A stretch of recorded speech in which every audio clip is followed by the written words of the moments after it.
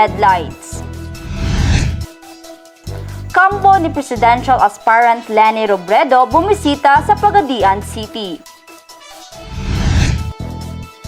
State tax amnesty pinalawig hanggang sa Hunyo 2023. Higit 27 milyong pisong smuggled cigarettes na sabat sa Davao del Sur. Tip sa tamang pag-aalaga ng baboy isinulong sa Zamboanga del Sur.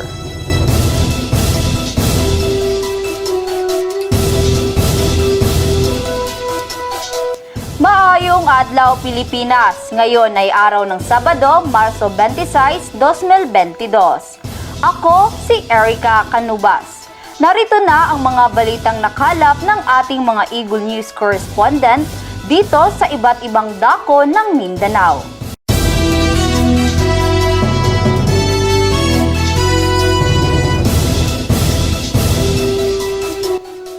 Sa detalye ng ating mga balita, bumisita sa Pagadian City ang kampo ni Presidential Aspirant Leni Robredo kung saan dinaluhan ito ng kanyang mga supporters mula sa iba't ibang munisipyo ng probinsya. Narito ang report ni Eric Batchelor. Nilibot ni VP Leni ngayon ang buong Zamboanga Peninsula, kabilang ang dakilan at ito nga ang pinakahuling destino dito sa Pagadian City. Sa pagbisita ng kampo ni Vice President Leni Robredo sa Pagadian City na isinagawa sa mismong plaza ng syudad, dinaluhan ito ng mga supporters mula sa iba't ibang munisipyo ng probinsya. Ayon naman ni Mayor Samico na ang syudad sa Pagadian ay libre umano kung sakaling mangangampanya ang sinumang national candidate kahit hindi umano ito iniendorso ng LGU. Bukod dito, mga doktor naman na Lenny Kiko volunteer ay nagsagawa naman kamakailan ng feeding program kung saan ilang barangay din ang nalibot ng grupo para magbigay ng libreng lugaw. Kabilang din sa nilibot ang mga public and private hospital kung saan mga medical frontliner naman ang kanilang inuuna. Nagkaroon ng libreng gupit sa kapartner nitong barbershop.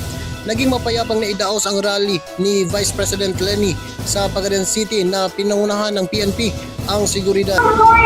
Mula dito sa Zamboanga del Sur, para sa Eagle News, Eric Batchelor. Para sa Agila Pilipinas, matatag, matapang, matapat. Sa Cotabato City naman, sabay na nagsagawa ng caravan ang magkatunggaling partido ng mga kandidatong panglokal sa syudad. Si Odessa Cruz para sa iba pang detalye.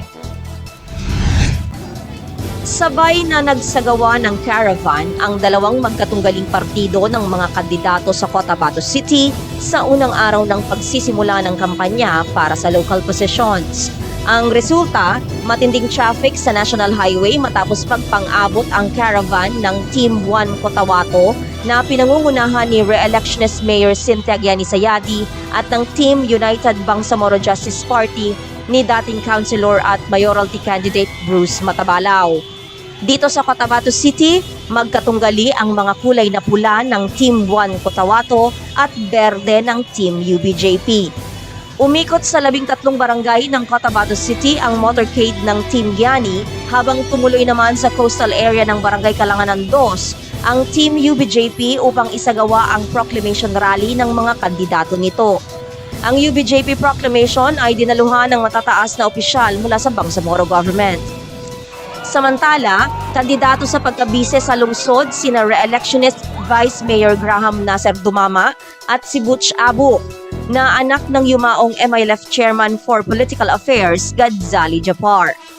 12 naman ang tumatakbo para sa konsehal ng lungsod. Mula sa Cotabato City, Odessa Cruz, matatag, matapang, matapat.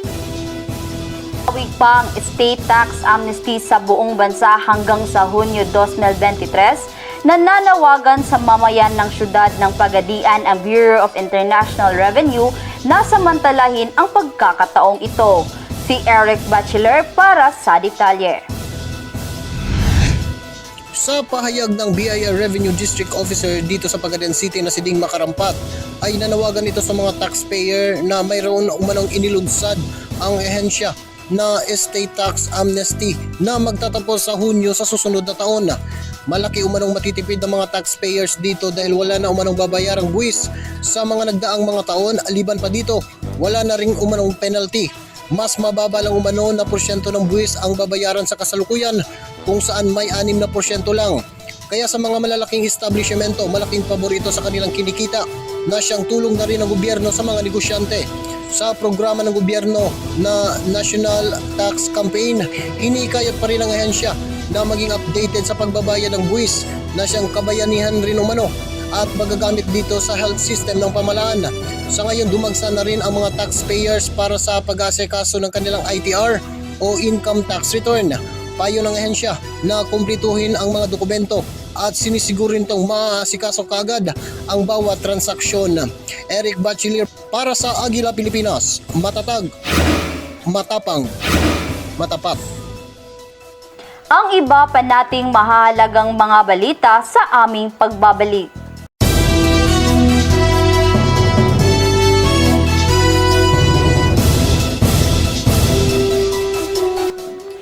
Sa pagpapatuloy ng ating mga balita, nasabat ng pinagsamang tauhan ng Regional Special Operation Group 11 at Integrity Monitoring Enforcement Group sa pakikipag-ugnayan sa Bureau of Customs ang nagkakahalagang 27 milyong pisong smuggled cigarettes sa Playa Hagonoy, Davao del Sur. Si Ronnie Jun Otero para sa detalye. Nasabat ang mahigit sa 27 milyong pisong halaga ng smuggled na sigarilyo sa isinagawang bypass operation ng pinagsamang tauhan ng Regional Special Operations Group 11 sa pangunguna ni Police Lieutenant Colonel Hamlet Terios, Regional Intel Division at Integrity Monitoring Enforcement Group sa pakikipag-ugnayan sa Bureau of Customs sa Playa Hagonoy, Davao del Sur. Ang nasabing operasyon isinagawa kaugnay sa paglabag sa Republic Act 1937, Republic Act 10863, Republic Act 8293, Republic Act 7394, Republic Act 10591 at Article 189 of the Revised Penal Code at nagresulta sa pagkakahuli na suspect at pagkakakumpiska sa mahigit 670 karton na naglalaman ng iba't ibang smuggled na sigarilyo na may katumbas na halaga na 27,600,000 pesos. Kinilala ni Police Lieutenant Lerios ang suspect na si Tapsarin Alibasa, 47 taong gulang, residente ng nasabing lugar kung saan nahuli ang suspect habang aktwal na nagbibenta ng hinihinalang smuggled na sigarilyo sa otoridad na nagpanggap bilang posture buyer. Ayon sa opisyal, nakuha rin sa suspect ang isang 9mm Amscore pistol na may magazine at naglalaman ng 7 9mm live ammunition, isang caliber 45 na may magazine na naglalaman ng 3 45 live ammunition, 2 magazine na naglalaman naman ng 5 bala bawat isa at 15 piraso ng 9mm na bala.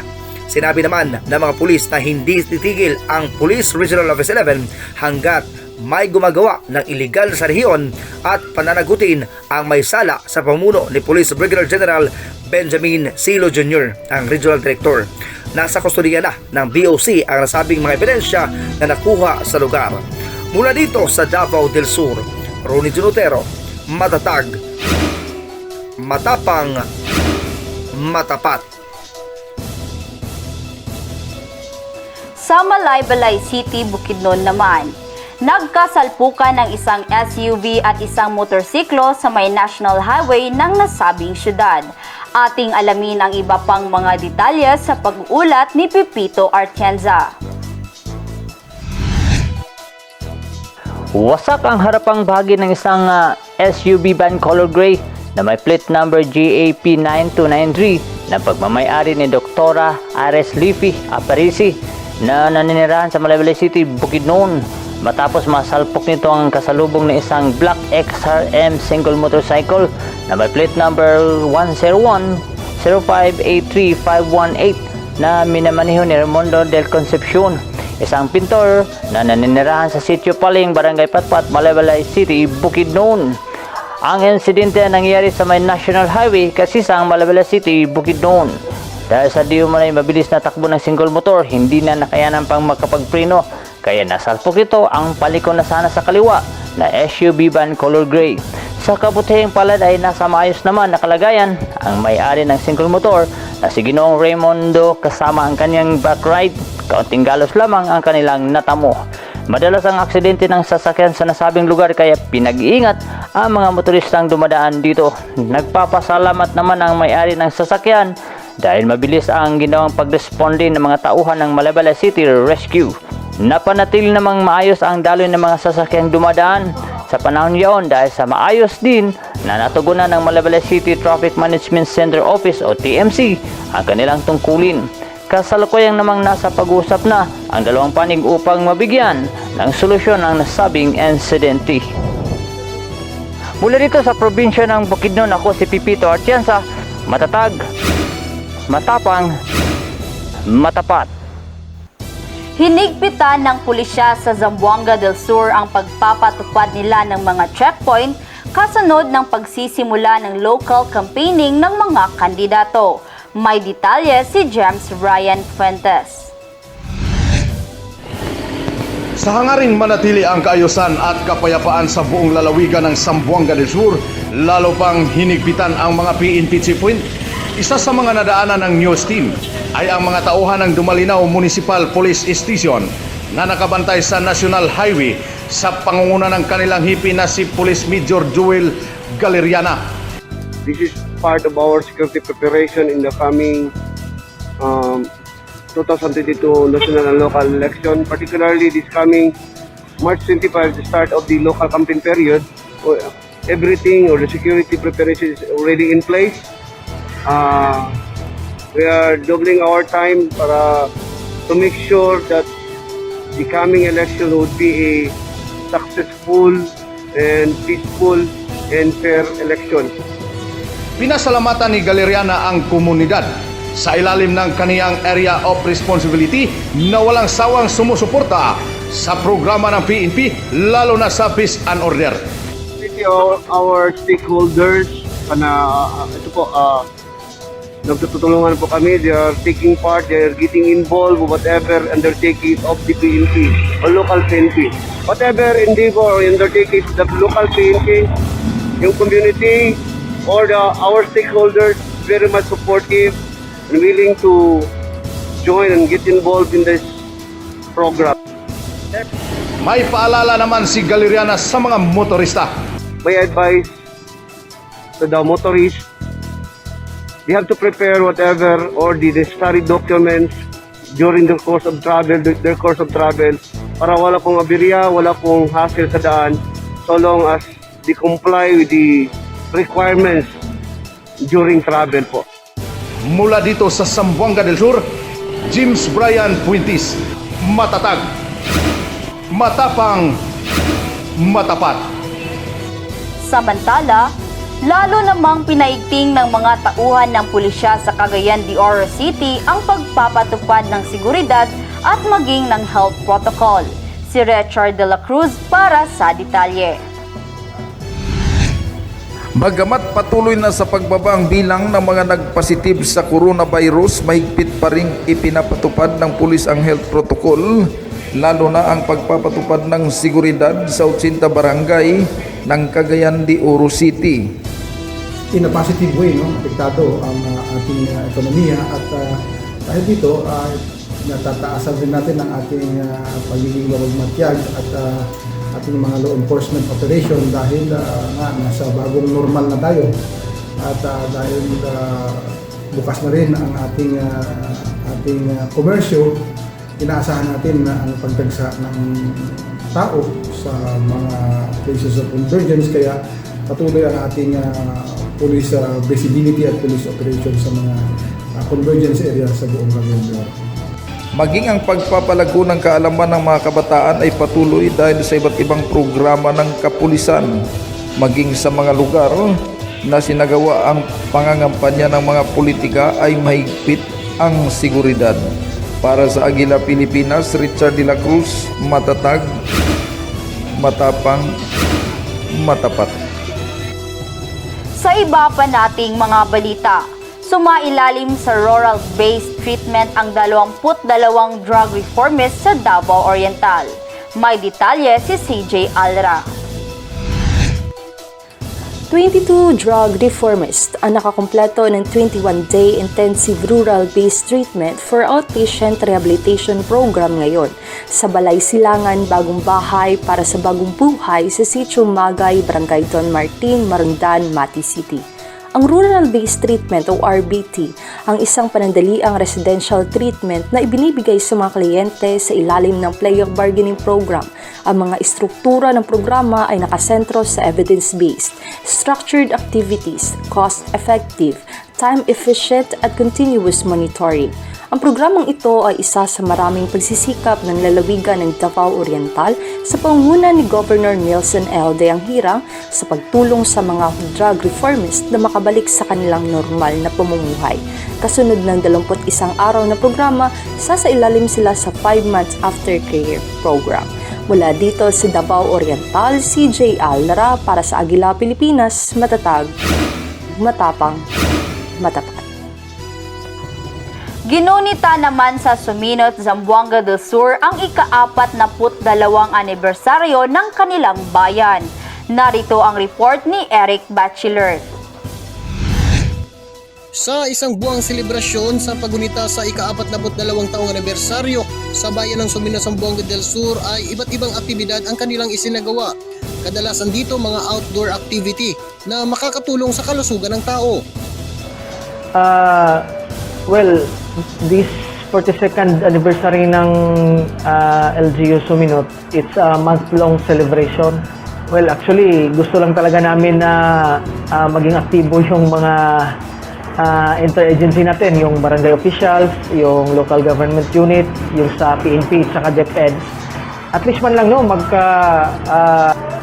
dahil sa laro, at least magkakakilala-kilala sila. Tapat din kasi talaga, paminsan-minsan lang kasi mga exercise. Kaya yung iba dyan matatanda na, pero kahit man lang makapresent sila sa mga sports activities, okay na yun. At least no, maka-exercise sila. Iba't ibang aktibidad ang isinagawa gaya ng basketball, badminton, volleyball, motocross. Mayroon ding video, photo and vlogging contest. Bukod dito, mayroon ding paligsahan ng talento, DepEd Night at free rabies vaccination para sa mga alagang hayop. Dagdag pa dito ang pagsusulong sa pagbabakuna sa mga 5 years old hanggang 11 years old sa anti-COVID-19 vaccine. Kasabay sa pagdiriwang, nagkaloob din ng tigta 3,000 piso sa ilalim ng socio-civic project mula sa opisina ng Pangulong Duterte, kung saan benepisaryo dito ang mga barangay officials. Sa pagtatapos ng selebrasyon, marami pang aabangang aktibidad sa bayan ng Suminot. Ganon din, patuloy pa rin ang pagsunod sa mga safety and health protocol. Eric Bachelier para sa Agila Pilipinas. Matatag, matapang, matapat. Nakatanggap naman ng cash incentive ang mga senior citizens sa bayan ng Nabunturan, Davao de Oro. Alamin natin ang detalye kay Marian Chu.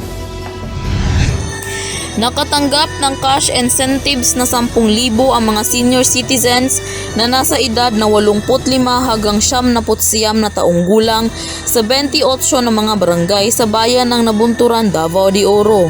Pinangunahan ang pag-release ng cash incentives ng mga Municipal Social Welfare Development Officer at ang Municipal Treasurer's Office noong Marso 22 hanggang 23 taong kasalukuyan.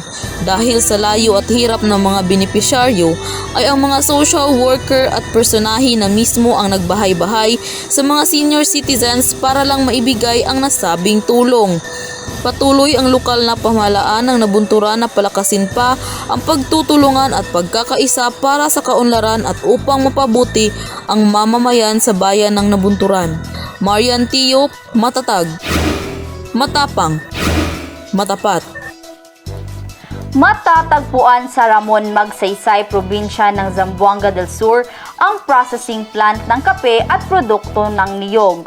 At ipinagmamalaki din ng munisipalidad ang kanilang calamansi processing at engineered bamboo products. May detalye si Eric Bachelor. Tanging ang bayan ng Ramon Magsaysay sa buong Zamboanga del Sur ang may processing plant ng kape at produkto ng niyog. Isa na dito ang high value coffee production na talagang matatakam ka sa amoy ng purong kape mula sa mga raw materials na galing din sa coffee plantation sa naturang munisipyo. Nakapag-produce ito ng iba't ibang variety ng kape na demand din sa merkado maging sa mga piling tindahan. Ipinakita sa Eagle News Team ang proseso kung paano gumawa ng kape at virgin coconut oil na walang halong chemical. Dalawang klaseng kopra ang ginagamit natin. Yung white copra at saka yung copra na doon sa landa. No? Dito sa planta natin, makagawa din tayo ng white copra. Yung sa white copra, ito din ang ginagamit at ginagawa ng cooking oil. At saka ito din ginagamit at binibili, ginagawa nilang pansasabon. Nakakatulong din ito sa livelihood ng mga tao. Alam mo sa mga saysay, niyugan ito eh. Out of 27 barangays, 20 barangays is planted based coconut. Only 7 barangays are rested areas. So, kaya yun ang inuna namin yung sa pagtulong sa mga coco farmers. Meron kaming virgin coconut oil. Alam mo, virgin coconut oil is panlaban sa COVID yan, di ba?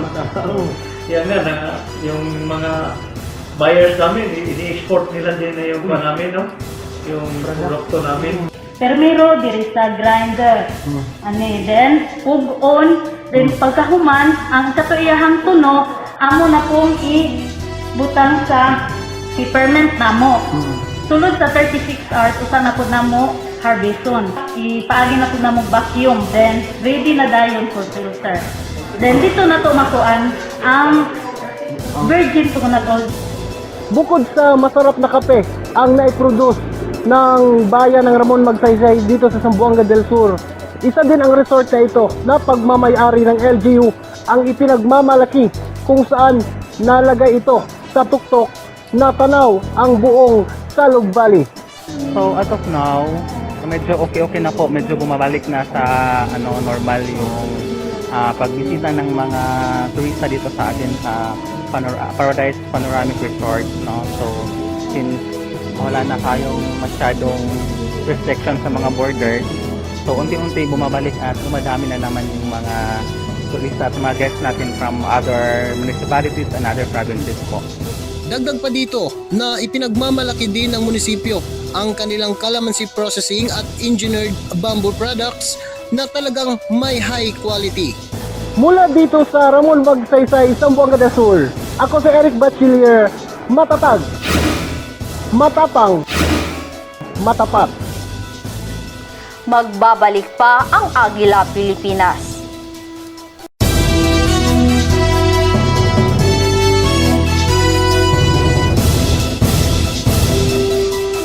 Sa pagpapatuloy ng ating mga balita, pinagkalooban ng pamahalaang probinsya ng Zamboanga del Sur ang ilang mga barangay na sakop nito ng nasa 28 mga elf truck.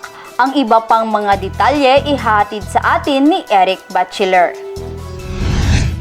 Umabot sa 28 na mga bagong elf truck ang ipinagkaloob ng provincial government na magagamit ng mga benepisyaryong barangay sa lalawigan. Kinahanglan jud ang mobilization, no, kaya para pag-access sa mga gamit sa mga importante, no, nga mga emergency magamit yun sa barangay level. Di na kinahanglan maadto pa sa lungsod, mga igtabang.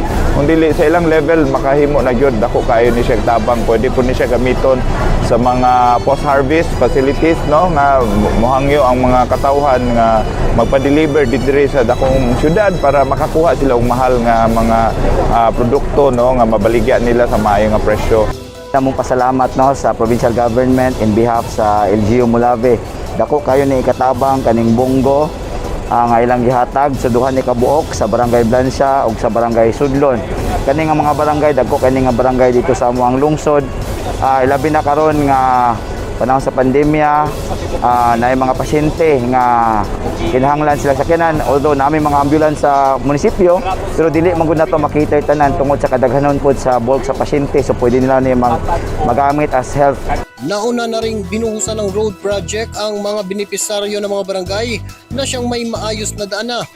Ampingan yun nila o karon kay na sa ita nga hapit naman yung eleksyon nga ilang i-continue kanang giingon na to 18-0. Mo biya na kadato na ko sa barangay. Inako kani jud ang inyong kantaw kay naa mo may dalan. So unsa inyong kinahanglan So sakyanan na yun. Timely kayo kay ang dalan karon from poblasyon to Maralag na open sa kuan. Pasabol na nanay gigrabahan na. And then, mo na gitrabaho sa provincial government. Pero sa amo ang kinigitaon to counterparting from the barangay, LGU and the province ang equipment o mga crude oil pod.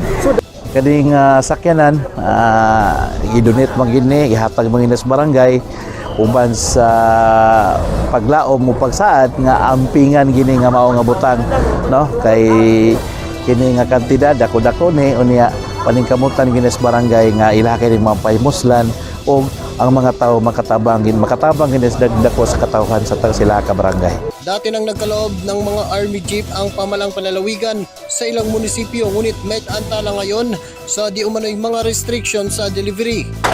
Although na-delay gamay sa delivery because of the pandemic nga nag-lisod ang transportation, pero at least before election among na-distribute ni kay sugotag sa dili bisag pag na-election dili man nato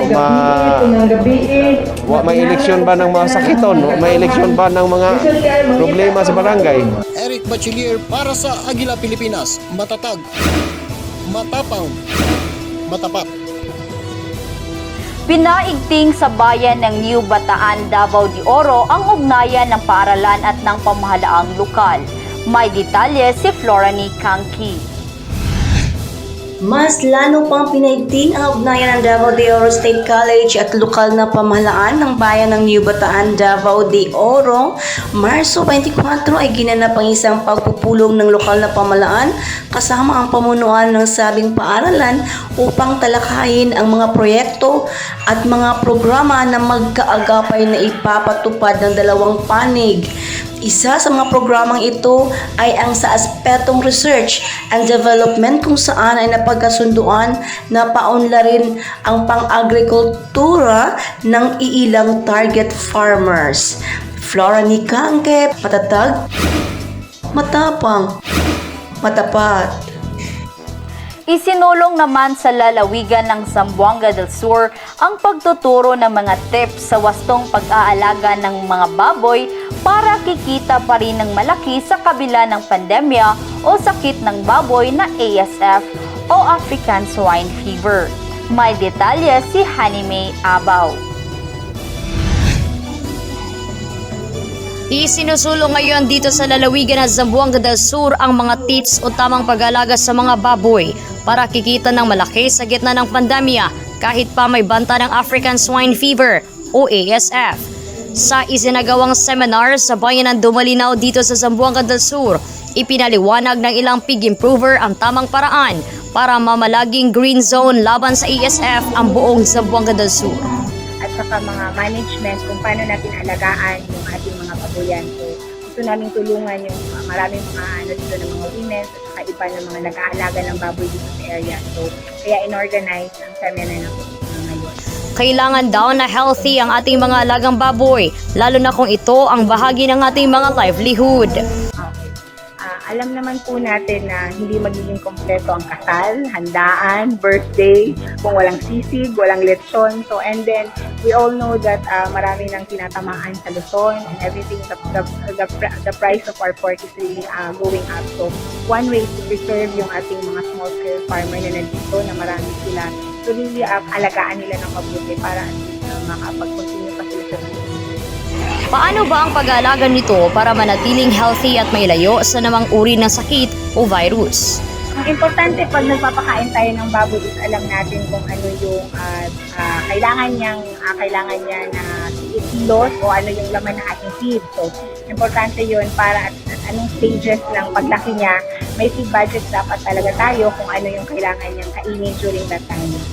Napag-usapan niyo po ba, ma'am, paano pang yun po. So, yung una nga, yung biosecurity, so para hindi siya dapuan ng sakit. Pero kapag may sakit na siya, importante na maalam natin kung ano yung signs at saka meron tayong ready na mga tawag niyan, mga antibiotic or mga kailangan gawin na gamot para mabigyan siya ng lunas.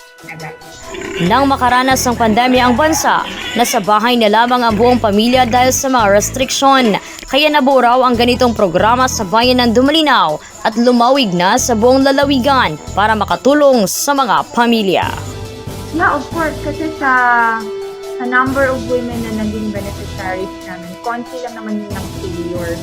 Kaya nga nag-tap tayo from the CIC, lecture kanina, so that mas maalagaan pa nila yung mga pigs nila, yung hogs nila, para mas maganda yung kita. Nagpasalamat naman ang mga residente sa mga ganitong programa ng LGU. Nadagdagan ang knowledge ko kung paano mag-alaga ng baboy, hindi lang sa inahin, mga biik, pati na rin sa mga, yung tawag ng mga butakal ba? Oo.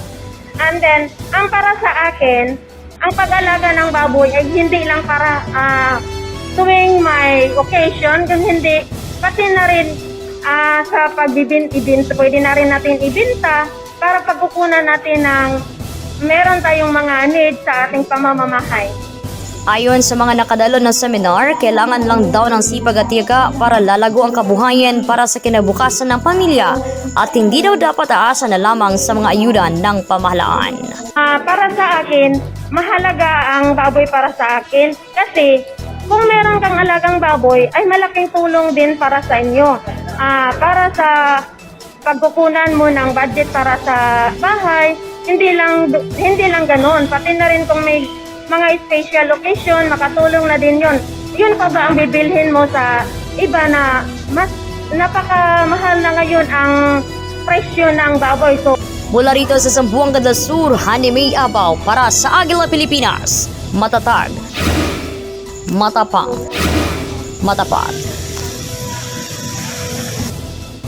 Isang simulation exercise naman ang sinagawa sa loob ng kampo ng mga pulis sa Zamboanga del Sur, na ito ay isa sa mga hakbang ng PNP laban sa anumang actual attack sa lugar na kanilang saklaw o area of responsibility. Si James Brian Fuentes para sa detalye. Isinagawa sa loob ng Camp Major Reginaldo Abilon, Barangay Lumbia, Pagadian City, dito sa lalawigan ng Zamboanga del Sur, ang SIMEX o Simulation Exercise and Contingency Plan ng PNP. Ayon kay Police Colonel Jomari Albarico, Provincial Director ng Zamboanga del Sur, Provincial Police Office, na ang SIMEX ay isa sa mga hakbang ng PNP laban sa anumang actual attack sa mga lugar na saklaw ng kanilang areas of responsibility. Nais din nilang masuri ang response time ng kanilang mga tauhan, kabilang na ang kahandaan sa anumang mga posibleng pangyayari. Mula dito sa Zamboanga del Sur, James Brian Fuentes para sa Agila Pilipinas, matatag, matapang, matapat. Lalo pang pinaigting sa bayan ng New Bataan, Davao de Oro ang project monitoring sa mga paaralan ng nasabing bayan. May detalye si Floranie Kangki. Lalo pang pinaigting ang pagmumonitor sa mga proyekto at programa na ipinatutupad sa mga paaralan sa bayan ng New Bataan, Davao de Oro. Marso 24 ngayong taon ay ginanap ang isang araw na reinforcement workshop on capability program monitoring and evaluation of school leaders sa Bantacan National High School Gymnasium. Dinaluhan ito ng mga SMEA o School Monitoring Evaluation and Adjustment Coordinators at SBM o School-Based Management Coordinators na lahat ng paaralan ng lugar. Naging guest speaker sa nasabing workshop si Chairman J. Refuerzo. Layunin ng workshop na mapaunlad ang kapabilidad ng mga guro sa pamumuno sa paaralan, maging ang pagpapaunlad ng mga programa para sa mga mag-aaral. Floranie Kangke, matatag, matapang, matapat. Bago pa man magsimula ang pangangampanya ng mga kandidatong panlokal, nagsagawa ng isang culmination activity sa probinsya ng Zamboanga del Sur. May detalye si Hani May Abaw. Tinipon na sa Dumalinaw Gymnasium ang grupo ng mga kababaihan para sa culmination activity ng Women's Month. Layunin nito na maisagawa sa isang dakwang aktibidad ng mga kababaihan at may pamalas naman ang kanilang talento sa lahat ng mga dumalo. Nagdulot naman ng saya sa kanila ang natanggap nito. Bilang babae, tayong lahat babae, sana magsikap tayo para sa atin, mga kababaihan, Happy Women's Month. Dapat ipatupad talaga ang kanyang mga katungkulan, maging isang tunay na ina ng tahanan. Ang mga kababayan importante kay maman gyud kahayag sa maong panimalay. Kung walay mga kababayan, kung walay asawa, dili gyud mahimo hayag ang imong Gaano ba kahalaga ang mga kababaihan sa komunidad, lalo na sa pamilya? Women's Month as to their rights, to their achievements, as to their milestones. Pero we can always celebrate Women's Month, Women's Day, any month of the year. May payo rin si Cerilia sa mga kababaihan. Kung kaya ng lalaki, kaya naman talaga natin din yun, no? And then, of course, as women, by nature, we are nurturing individuals. We have more care and love. So, gamitin natin yung mga innate attitude na yun sa pagbibigay, no? Alaga, hindi lang sa ating pamilya, pati na rin sa ating komunidad. Mula rito sa Zamboanga del Sur, Jaime May Abaw para sa Agila Pilipinas. Matatag, matapang, matapat. Samantala, binuksan na sa bayan ng Titay, Zamboanga, Sibugay ang isang Provincial Veterinary Office sa kanilang lugar. May detalye si Diony Camota. Para mapanatiling malusog ang ating mga alagang hayop, ang Provincial Veterinary Office sa Zamboanga, Sibugay ay nagbukas ng animal clinic sa Oval Plaza, Purok Banga, bayan ng Titay. Ang nasabing programa ay pinangunahan mismo ng LGU Titay sa pakikipagtulungan ng Carabao Center ng Kalawit, Zamboanga del Norte. Ang mga naging aktibidad sa programa ay ang blood sampling, artificial insemination sa large ruminants, SORA vaccination at anti-rabies. Nananawagan naman ang lokal na pamahalaan sa lalawigan na tangkilikin ang nasabing programa dahil ang layunin nito ay para sa kalusugan ng mga alagang hayop sa lalawigan. Mula dito sa Zamboanga City, Diony Camota para sa Agila Pilipinas. Matatag, matapang, matapat. At sa bayan ng Pitogo naman sa Zamboanga del Sur, nakatulong ng malaki sa mga mamamayan sa naturang lugar ang pag-usbong ng turismo sa kanilang bayan. Si Eric Bachelor para sa iba pang detalye. Para mas makilala pa sa buong mundo ang kagandahan ng coastal area sa bayan ng Pitogo sa Zamboanga del Sur, ay unti-unti na umanong ipinapasaayos ng LGU ang mga kalsada dito para sa mga tourist destination ng munisipalidad. Una kong ginawa is pinaayos yung daan that is 18 kilometers away from poblasyon, and then sa nakita ko, one of the potential na mabigyan natin ng kabuhayan yung mga kababayan natin dito sa Pitogo is yung sa tourism. No? Pag makita siguro ng mga tao na maganda itong tourism namin, especially kung makita nyo, mapuntahan nyo yung Panikian Island, parang Boracay yun eh. Maliit lang pero parang Boracay yun. So dito we have plenty of beaches to be developed. Dito siguro mayroong siguro 1 kilometer away mayroong magandang beach naman dyan. At daanan natin yung isa, yung Aking Beach. Makikita, puro white beaches yun eh. At we are hoping na ito kung ma-develop into a tourism area tulad ng nangyari sa Palawan, Boracay at sa Bohol, ngayon ang dami ng mga tao na bigyan nila ng kabuhayan, ang dami ng mga businesses na ang mga tao ay nabubuhay na. So transportation, yung mga tourist guide, yung mga tindahan mismo, siguro sa Bohol everyday, aabot ng mga 2,000 to 3,000 visitors yun. Bukod sa Ancient Paradise, ang coastal area dito sa bayan ng Pitogo, Zamboanga del Sur, itinuring ding first-class coastal area ng mga bumibisita dito. Dili na mabitin, gwapo niya siya sa mga beach nga kung natuan. Nakahal mga beach nga kung nasudlan, pero kami, gwapo yun. This is first class beach niya na siya. For me, first class beach yun.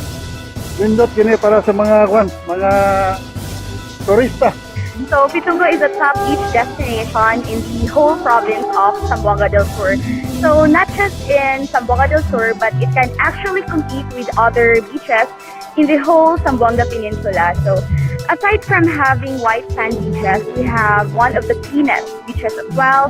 We have a well-protected mangrove area and well-managed Marine Protected Area or MPA. So in fact, we were awarded as the winner in the whole Zamboanga Peninsula in the recent Malinis at Masaganang Karagatan or MMK contest. Yeah, definitely you could include Pitugo in your list of must-visit beaches here in the Philippines. Umaasa ngayon ang bayan ng Pitugo dito sa Zamboanga del Sur na matulungan pa ng national government na mapasaayos at mapaganda ang kanilang coastal area. Mula dito sa Pitugo, Zamboanga del Sur, Eric Bachiller, matatag, matapang, matapat. At yan ang mga balitang nakalap ng ating Mindanao ABC correspondents. Subaybayan kami sa Radyo Agila YouTube channel mula Lunes hanggang Biyernes at Agila Pilipinas Weekend tuwing Sabado para sa mahalagang kaganapan dito sa Mindanao. Matapat na nagbabalita sa inyo, matapang sa paghahanap ng katotohanan, matatag na dadagitin ang bawat impormasyon. Ako si Erica Canobas. Maraming salamat po sa inyong pagsubaybay and we live in interesting times.